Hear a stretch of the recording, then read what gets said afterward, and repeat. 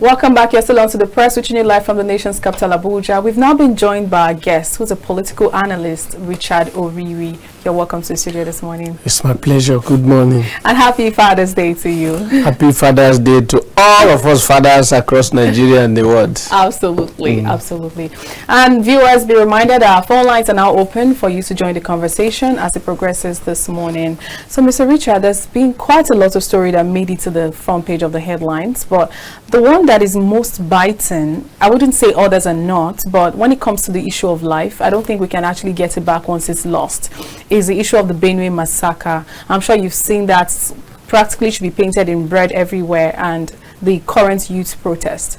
What would you say about what's currently going on in Benue State and the President's order to the Chief of Staff again that enough is enough? It's looking like we're just talking and nothing is happening. Let's get your thoughts on that. I understand it demands a deep breath. I am pained. Yes. As someone from Benue State, my brothers, my sisters have been killed. This is not the first time. This is not the second time. This is not the third time. The happening in Benue, I can call it lapses on the side of governance. Generally, it is the leaders that everyone in Benue are pushing the blame to, because killing that took place the first time, the second time, not that the people doesn't know the people, those who are coming to attack them. They know them, and you will see federal government saying different thing. You see state government saying another different thing. Yes. And at the end, we were told that the governor of the state is the chief security officer of the state. Of course, that's and the president of Nigeria is the chief security officer of the country. Ordinarily, they should know the security information. They should have the security tips in their palm. And having known that, what should be the next thing for them to do is to take proactive measure to ensure that some of these killings doesn't even occur at all. But it has occurred on several occasions. Not even statement from state government, not even statement from federal government. Those are that is the major area that Benue people are so concerned about. Now, if you read through the statement from the presidency, it shows clearly that the presidency is against the state governor. And why? Because before this attack, the Fulani Headers Association or something, what is that, the association? They made a statement that over 1,000 or how many of their cows were rustled by Benue people. And they called for the governor to pay them.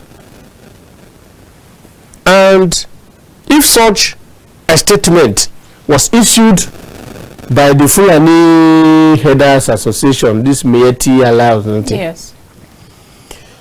And all the about 15 and maybe 18 hours or 24 hours ago, before the attack took place, the governor did not take no significant step was taken either to react to the statement from Miyetti Allah concerning their cows that are missing, or how to go into possibly negotiation or dialogue with them to see that there will be no attack. From the presidency now, it shows clearly that what happened was a reprisal attack. And now, another issue again on the side of the Benue State government is that if you pick from what the presidency said, it shows clearly that security issues basically is a local matter. And as the governor of the state, he has the control. He should be in control of his environment. Absolutely. And there's what they call risk management theory. This risk management theory, you first of all take a look at the system in which you operate. If you check the system, the threat areas within the system, you will have information about those areas that can cause threats. Governance equally cause threat. Absolutely. If you give bad governance, it causes security threat. And some other parts, some other areas where you know that if you don't tackle this, it will lead to insecurity. It will lead to security challenge. It is within the confine of the governor to notice all of this, all these risk areas. And now there have been clamor and cry from Benue people that Fulani headers are attacking them. It doesn't even like sorry to cut you there. You talked about a prison attack from the Miyetti Allah, for example. So that's to show that the lives of the cattle now are worth more than the lives of humans, for example. That's one. And then the second thing is there are conversations of this is actually a communal clash, and there are also conversations of there are foreign invasions. It is the government that is confusing the public. It's no issue of foreign invasion. Foreign invasion, they are all, even the attackers are Fulanis. There's in every society, in every environment, there are people who take charge of security angle to every society, even though this is non-conventional something. In every, presently the way Nigeria is now, they have them everywhere. The main Fulani people, the main headers, Fulani people who rear cows, they don't get involved in some of these attacks. But when something very terrible happened to them, they don't have that strength. What they do, they go to hire these people to come and assist them to defend their rights in that angle. And these people coming to do carrying out the attack, they are not the normal Fulani people that rear cows. They hire them. It has happened in my community in 2022. Ndobasi or Bakoto was attacked. That one was about human life. There was an Alhaji that was attacked. His motorcycle was stolen by some hoodlums within the community. The Alhaji was killed, and his motorcycle was taken, and some other of his valuable taken. What happened? The community who knows how the Fulani people operate, and this Alhaji is someone that normally comes to give them local medicines and healing some people in the community. But some hoodlums within the community attacked this man and killed him. The community, what did they do? They went into investigation and got to know the particular people that carried out this act. They were arrested by the community. Okay. Taken to police. Taken all the way to Makurdi.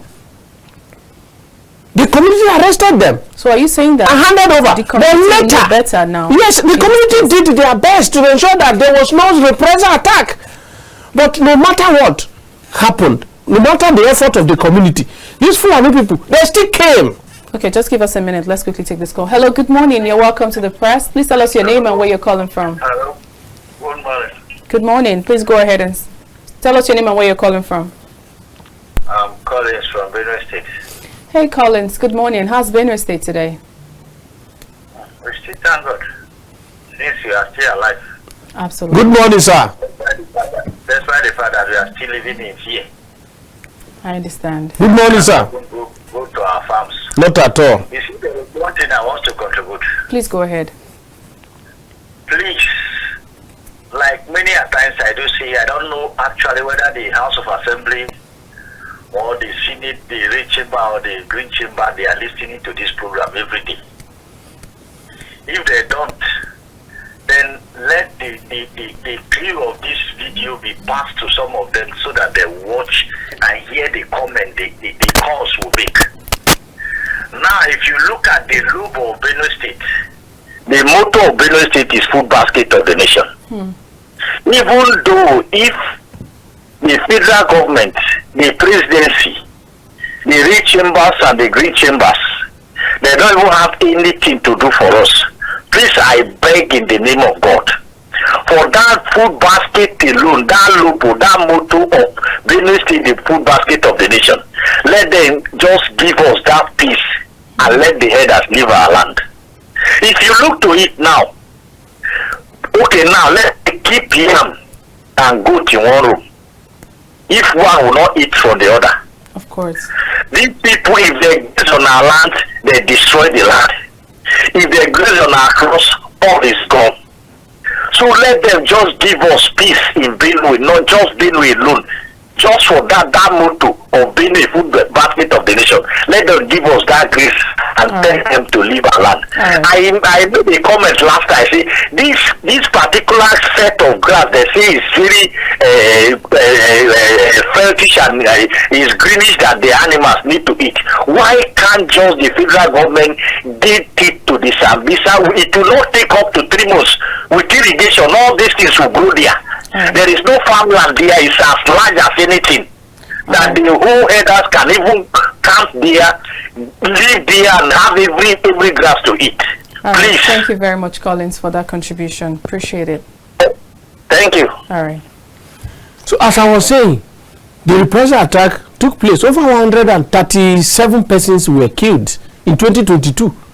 This is I am talking about. No, then it was His Excellency Governor Tom, that was governor of Benue State. No statement from the state government. Nobody from the state government that visited the scene of this crime. Even the local government chairman then, Honorable James Oche, did not visit the scene of crime. Over 130-something persons, human life killed, houses destroyed. The problem is that those in leadership, they don't even care whether these people that these headers come to kill, they are human beings, because they are not directly connected to them. Now, like what the president is saying now, that the chief of defense staff or chief of army staff should relocate to Benue. We don't go. Despite his presence, we don't even meet these people. They don't live there. The attackers don't live in Benue. They come all the way from neighboring states to attack and leave. As it is now, there's no how you go to Benue State and you find any of these attackers. The highest you see are the headers with their cows. So do you think that the headers are fully responsible for this? Because you heard what Collins just said. The header in some cases, they are responsible, yes, because... I'm coming, Mr. Richard. I'm trying to land on something. Collins said headers need to leave our lands. The question is, if headers leave, for instance, they bring a sort of ranching system, and headers are able to live and stay in a ranch and feed their cows, do you think that's a solution to the problems happening in Benue State? It's a solution. Or do you think that there are other undertones that we probably... It's a solution. It's a solution. Ranching is a solution. Very serious solution. Ranching. Even if we demand every state governors to create avenue where headers can feed their cows, because we have arable lands that just it's everywhere.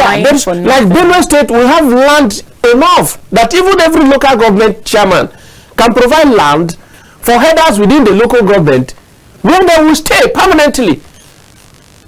We have such land across the 36 states of the federation. The only place where they will find it difficult to allocate such land is in the southeast, where they don't have much land.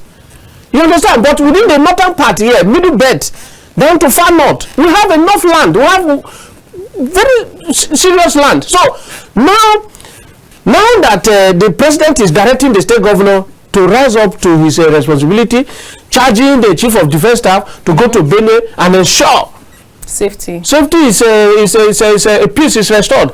Now, these people, they are like hit and run people. They will come and kill and go. There's no magic that any of this of our Nigerian army will put to say they will arrest these particular individuals that have carried out this act in killing our people.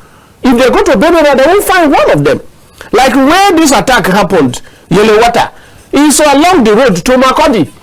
And that's where we have boundary. That's where we have boundary with national state. But did you know that the front page of Observer's Time said deadly night, over 100 fresh killings in Benue, despite the army's presence there. Let's quickly take this call. So there was a fresh attack there. Hello, good morning. Please tell us your name and where you're calling from. You're welcome to the press. Hello. Good morning. Good morning. Please tell us your name and where you're calling from. I'm calling from Benue State. Your name, please. Emmanuel Timothy Oyimam. All right, Emmanuel, what's happening in Benue today? Marisa, Benue State is just cool now. But this Benue killing is the issue we are facing now. Okay. Let's hear your thoughts. Hello? Let's hear your thoughts. Please go ahead. Okay, Mr. Richard, please. The issue of Benue needs proactive measure from government. Now it has happened. Well, it doesn't seem like we ever do anything proactive. Nothing, no proactiveness. Only reactive. It will only happen when it happens. You see, let's just take this one so you can then put the comments together. Hello, good morning. Good morning. What's your name? I don't know. Who are you, sir? Please tell us your name and where you're calling from. My name is Matt. I'm calling from Makodi. He is my brother. He is speaking our mind. He is speaking our mind. Let's have to greet him first. I heard you both. The issue of Benue is becoming something that just as Luther is saying in the studio. We are not becoming the blood nation, the blood basket of the nation, which is very, very unfortunate. Absolutely. The impact for now, people will think Benue is not just Benue, because when there is no food, you that is in Lagos, you will feel the impact. You that is in the southwest part. So it's not just issue of Benue, but for now, yes, they are killing. You see, just say something. The government has to do something. There must be a legislation to this effect. It's not only when it comes to campaign that the president will visit Benue. What is the primary purpose of government? You know, the security and the welfare of the people. The security in our today Nigeria, in our today Benue state.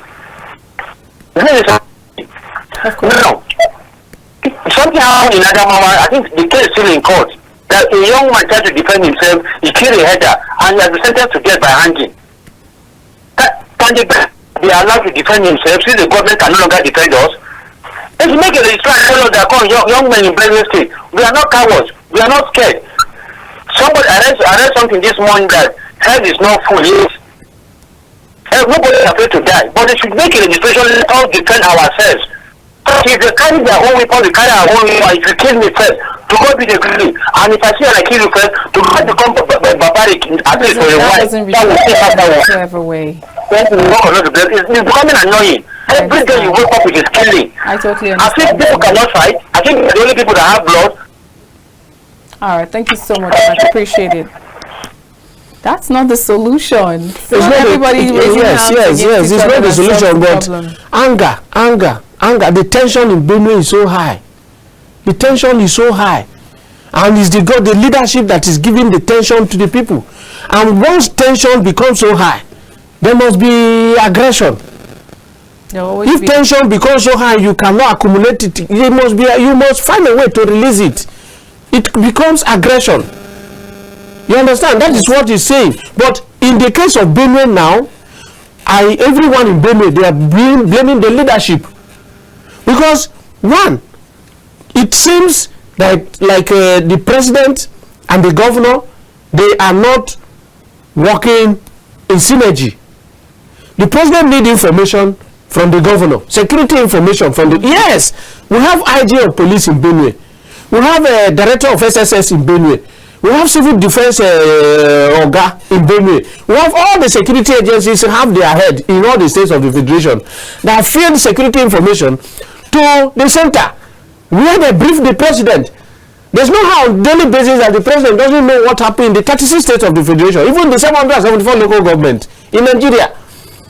The DSS have offices in the 774 local government in Nigeria that they file report on daily basis.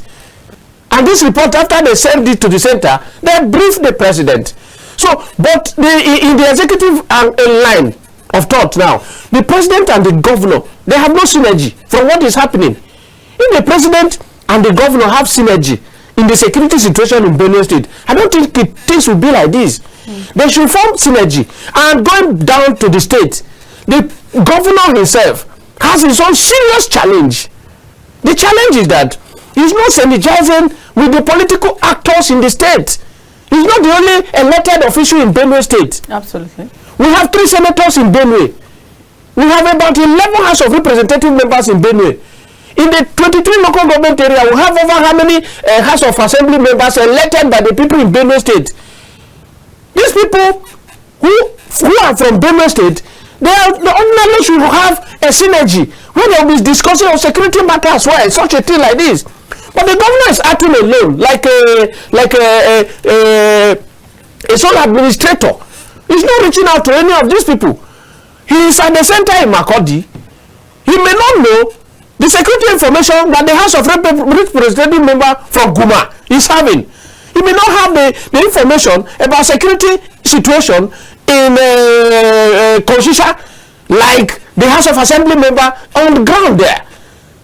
Even if he claims he's working with the chairman, he may not have all these measures, but until these people, all of them come together as a people to think like the Benue indigenes and take up their responsibility as elected officials who have been given this mandate to protect the people and their properties. Just a second, let's quickly take this one. Hello, good morning. Good morning. This is Abaseko. I'm calling from Gombe State. Thank you. You're welcome to the show. Please share your contribution. Thank you very much. Sincerely speaking, that analyst, he's speaking the truth, and he's angry. Angry cannot solve the issue. Absolutely. The fact remains that I school in Benue State, Wesley High School of Football, and there is a lackadaisical attitude when it comes to security, sincerely speaking. And everybody will come and talk babadash. Nobody is going to the point. The main reason why we are not succeeding in security issues is lack of intelligence. We have outgone that old system of surveillance. We are now in AI. AI, that is artificial intelligence. That is all what we need. We have outgone all that. Look at what is happening in Iran and Israel. The Israelis, they are hitting target. What is target? They are hitting the main point.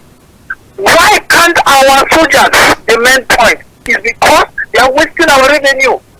The DSS are not performing their statutory responsibilities.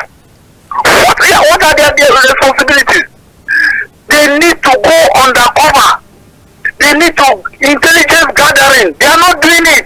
All they are doing is to go out and carry out investigation. That is not their duty. That is not their duty. Their duty is they are performing police duty. Most of us, we have the ideas on what is supposed to be done in this country. But because when we speak our mind, nobody tends to listen. Intelligent gathering, any country that does not have intelligent gathering fails. It is in this country they ask an IG, transmission. They ask him to go to a state and monitor what is happening there. He was in Abuja. He refused to go in the last dispensation. The last dispensation is the worst regime ever in Nigeria. And those people ought to have been called to account because everything that has been happening started from that last regime. My brother, I am pained because when I see the food basket of the nation in such a pain, even the governor is not helping. All right. Do we need a pastor to come and govern a state? Please wrap up. The pastor that cannot say they should kill people that are committing a nuisance. Well, it's not based on religion, right? It's about individuals. Thank you so much for that contribution. Mr. Richard, part of what he was talking about is intelligence gathering, the role of technology now when it comes to gathering intelligence. And he also talked about us being proactive rather than just being reactive. In my opinion, I would say probably intelligence gathering will be a proactive step. And instead of waiting for investigation to say, oh, you're not investigating the matter, which is a reactive step. Let's get your thoughts on that. The intelligence, that was what I said earlier. Of course. The DSS, they are doing their best in Nigeria. Do you think their best is good enough? Their best is good enough. Honestly, if you are working and your effort is not producing results, nobody acknowledges that. There's no how anyone in Nigeria will say the effort of the Nigerian DSS is not producing results. It's producing results, except when they don't have synergy. The security agencies don't have synergy. Everyone is claiming, is trying to claim, I am the one giving result to the president. That is eye service. If not, Once the DSS gather their security intelligence from across the local communities in Nigeria, there's no local community in Nigeria that you don't find DSS. They reach out to the community leaders, the traditional leaders. They reach out to the youth, even where husband and wife fought. SS have information. Either is the husband, the man that wounds the husband, the wife. They have the information and they write such reports. I have been secretary to a local government and I understand how they operate.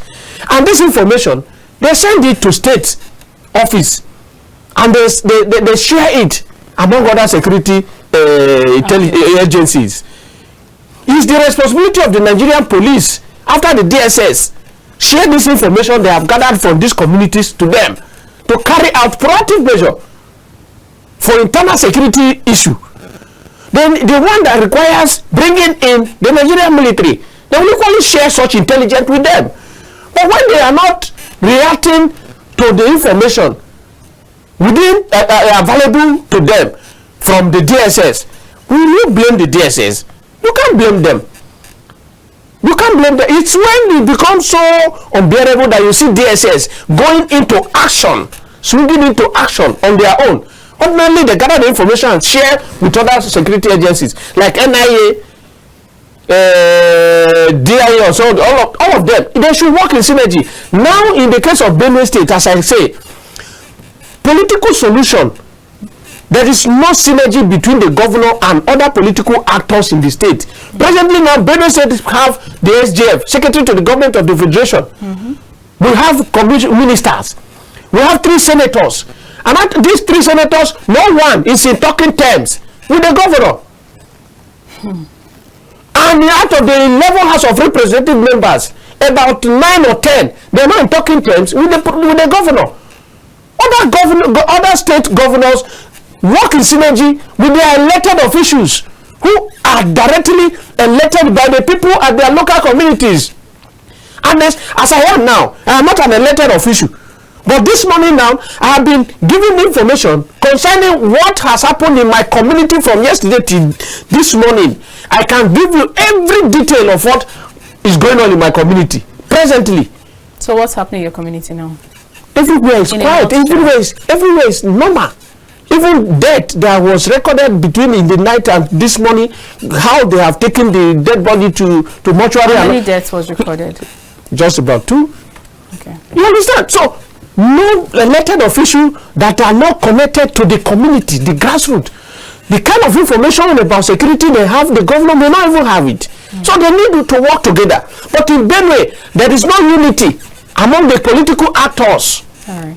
That's where the major problem is coming from. If they are working in synergy, at least the damage will be minimal. And again, like every month, the state government receive over 3 billion naira for security vote. Let's quickly take this call. Hello, good morning. Hello, good morning. You're welcome to the press. Please tell us your name and where you're calling from. I'm still calling from Benue. All right, please. Let me tell you one gospel truth now. Go ahead. Last 2 weeks, we were in the farm. You have 60 seconds. Are you hearing me now? Yes, please rush it. We were in the farm. And about 8 herdsmen, they meet us in the farm. Do you know what they are carrying? What? 8 of them armed with AK-47. Clean one as if they just bought it yesterday. Then there was an elderly man in our midst and asked them that why are they carrying this thing? Do you know the statement he made? That they did say we that are Idoma should not carry AK-47. That everybody is entitled to carry. All right. Whether we like it or yes. That they are using it to protect their cows. All right. Then the man happens to ask him another question. So we need you to rush this. Yes, I'm rounding up now. That he said, why is it that you people use your cow to destroy their crops? He said, yes, at times they will enter the farm and unknowingly because of the large population of the cows they carry. I say, Then your mind now, you see the farmers to be quiet and be watching your cow destroying his farm product. Then he just goofed and left. So what are we saying in essence? All right. There was a time Thank you very much. angry and say, let the security agencies leave them. Let them continue with whatsoever that is happening. All right, thank you very much. Thank you for that contribution. Because of time, whilst we cannot, it's not just the conversations that brings the solution. We just look forward to peace in Benue State. So the food basket of the nation truly does not become the blood basket of the nation. And now let's look at the political scene now. It's a 2027 fight erupts at APC meeting over alleged plot to drop Shettimah from Tinubu's ticket. What do you think of this? Because there's been a lot of rumors allegedly that it seems like there may not be that duo coming up for 2027. What's your take on that? In every political environment, like APC now, there must be that in-house. The struggle is about who occupy which position. And the rumor or the feelers around is showing clearly that the current vice president of Nigeria may likely not be picked as the running mate to the president in 2027. So other political actors who are glaring seeing what is going on, they are already ventilating their interest to be one of those persons that the president may likely consider. And now the national chairman of the party, who sees himself as someone who is close to the president and may have the confidence of the president, may have his confidence in working with him. That is what is just going on. But the vice president as well, Shettimah, has his own supporters as well too, that will not want another person to take his position. So that is the in-house fight that is going on now. And like we used to say, this shouldn't be the time for politics. Exactly. This should be the time for governance. Look at what is going on in Benue State. Look at what is going on in Plateau. Look at what is going on in another part of the country. Cool. So they should give us governance and leave politics till 2027. Yes, they have just clocked 2 years. They just clocked 2 years. Even if the president is to pick a vice president outside Shettimah, must it be the national chairman who is equally aged? The president is aged, national chairman aged. But it's still allegedly. That's what I'm saying. Even if the decision is there to change Shettimah, it should be somebody more younger, with fresh ideas. Of course. To serve as a spare tire to the president, not matching old tire with old tire. Yes, the president is doing quite well. He's doing his best. But if he's to replace Shettimah, the younger person, far younger person with digital thinking, like the last caller said, artificial intelligence. Those are the kind of leadership we want now going forward in 2027 and beyond. Hello, good morning. Good morning. You're welcome to the press. Please tell us your name and where you're calling from. It's Raimi. Okay. You're welcome. Please go ahead and join the conversation. Quickly, I want to talk about the insecurity in Nigeria. It's very appalling. It's bothering everybody. And I would like to ask this question to the mainstream media, especially in Nigeria. Are you aware that there is unscrupulous element in Nigeria, in our political space, that is conniving with foreigners to degrade Nigeria? Allegedly. Are you aware? In case the mainstream media is still pretending not to know, even Oshomole has said it at the Senate. She has said it time and again, and many people have brought out a lot of evidence. You can see the happening in Benue currently. You can see the happening in Kogi State. A retired general was killed even after payment by kidnappers. and nothing is happening. Ododo is there. He cannot block the road now. He can block the road because of Senator Natasha. He cannot block the road. He couldn't do anything. Tinubu is sitting there now. He can't do anything. But I have a message. Anybody and everybody that is involved to cause evil in Nigeria, the same evil will consume them. Amen. What's your language? Amen. All right. Thank you very much.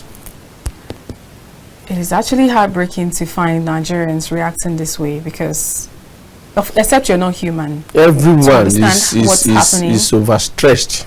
Everyone is overstretched. Just like the clamor now, if the government cannot defend the people, they should allow every citizen of matured age to own a gun. But that's not the solution to the problem. It simply means that if people have a little clash, maybe a conductor and a driver, somebody's just going to be gunned down in seconds. That's what happens. Please let us quickly take this call. Hello, good morning. Good morning. You're welcome to the press. Please tell us your name and where you're calling from.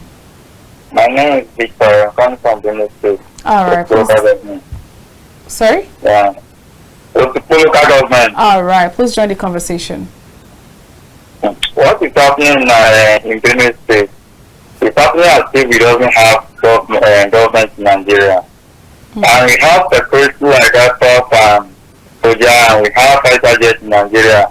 And they always say that they should send a youth to bush to go and handle people. Why they cannot take our clinic in Nigeria to search to fish those criminals out?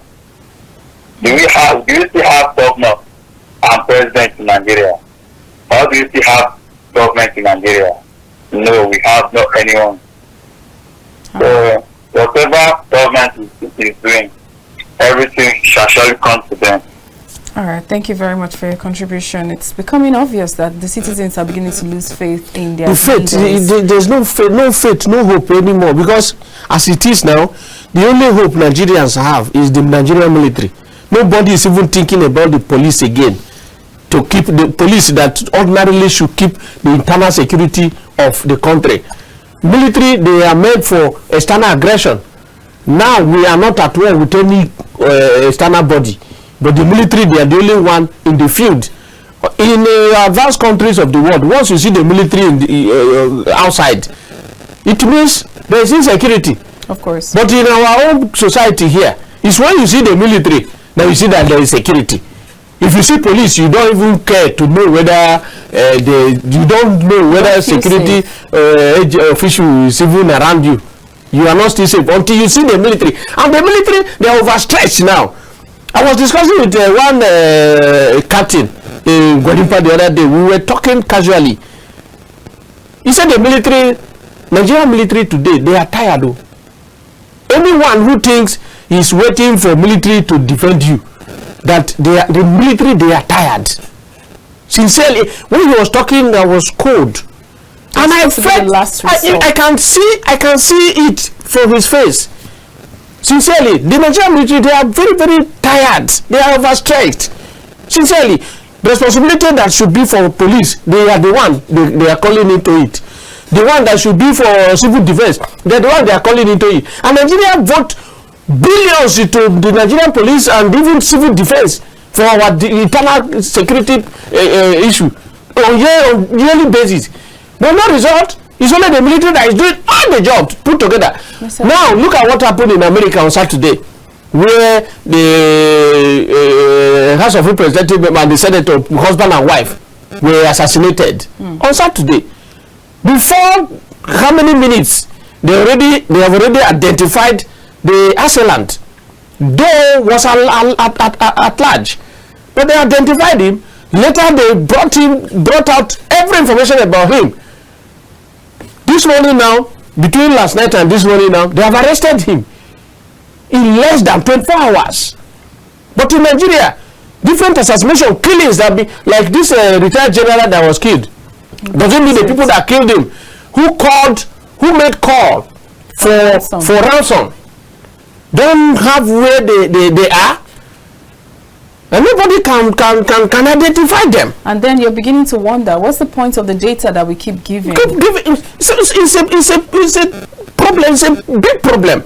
It's a big problem. Nigeria is what is good. Like he talked about foreign collaboration. Yes. It's everywhere. Almost all these superpowers in the world, they have interest in some countries in Africa, especially country that is rich and endowed with natural resources like Nigeria. And what they need is raw material. So there's collaboration. Now in Nigeria, we talk about godfatherism. Before the next election, people who have interest in contesting the election in 2027, they are already aligning with those who they will see as their sponsor, those that will see them as their godson in politics. They are already seeing them as their godfathers. In Nigeria, anybody who wants to contest for president, they find alliance. Because of our time limits, I want you to just quickly comment on this before we try to go to the international space in less than 3 minutes. We have a statement from Ebonyi State Governor, alleged statement, says, join APC or lose your throne. He threatens traditional rulers with dethronement. What is that? That is the height of it. Traditional rulers should not be seen to be politicians. Traditional rulers, they are not politicians. Anyone, even the governor now, the traditional ruler from his community, sees him as his son. Exactly. So the traditional rulers see every city, every person within the state as their sons and daughters. You don't have preference to anybody. That is how traditional institution, traditional system at the time we were growing up. My father was a traditional ruler. He rose to the rank of a chairman of traditional council of my local government. I can call you first class chief of the local government. So I know how it works. They don't take, like when my father was there, anyone contesting an election, you come to him, he will assist you, all of them, every one of them. He will never endorse anyone, say you are the one to win and the other person will not win. You are the one to. Every one of them, he will encourage you. Go and talk to the people. If they give you the position, fine and good, you will never dare say, I endorse you, I bless you, you are the next chairman, or you are the next House of Rep member, or you are the next House of Assembly member. For what? You don't show preference as traditional ruler. And going to this level to threaten traditional rulers in Ebonyi State is the height of it. And that is why we are having some of these problems we are having. Political chiefs. Most of the traditional leaders now today, they are appointed or selected by politicians and not by the kingmakers from their communities. When information before now, whatever that is happening in every community, the traditional rulers, they know everything. Exactly. Even new person that enter the community, they know you. They know you. And there's a they don't show preference. And there's a fear that citizens used to have for their traditional rulers. Yes, if you are fighting as children, if you are fighting among yourselves, and you see your traditional ruler, your community leader coming, before anybody, you have separated yourself and immediately. So anyone that is not behaving well, ethically and traditionally well, they take your information before the traditional ruler, and on the day that the normal, like in my place, after 5 days, traditional ruler in the community and kindred leaders. In every family they have kindred leaders. They meet, council of elders of the community, and such issues treated by them. And those that should be punished, they will punish them in the traditional way. And no one will dare do anything that will cause insecurity in the community. And you who is misbehaving and doing things that will cause insecurity, they on their own arrest you and hand you over to government. And they will come to court to even testify against you. And this one, we cannot kill him or her because we have no power to take his life. Government should punish the person the way they want. They do every community, and that one normally gives sense to those who want to indulge in evil acts in a community. But today now, all of those things have been eroded, and that is why we are where we are. You can't even find who are the real criminals in communities. They are there, but they cannot even give the information because The traditional ruler, nobody run to them again because they are appointed by either the governor, they are appointed by either the chairman, and they are not truly elected or selected by the kingmakers within the community, that they have the legitimacy of the people. So, governor of Ebonyi State threatening the traditional rulers is the height of it. They should allow traditional institutions to remain where they are. And I will urge all our elected representatives with either House of Reps, state level, they should propose for a law that will give traditional institutions, traditional rulers, strong constitutional power. As it is now, they don't have any power in the constitution. You're right about that. Thank you so much, Richard Oriri. It's a very good place to anchor the program this morning. Thank you so much for your time. Oh, well, I would have loved us to talk about Israel and Iran, but truly, there's really no time anymore. But thank you so much for your time today. It's my pleasure. Thank you so much, viewers, for being a part of the show today. We really hope that you enjoyed yourself. And apologies for those we couldn't take their calls. We'll continue again tomorrow. Just stick around. I am Olamide Alhassan, and that's bye for now.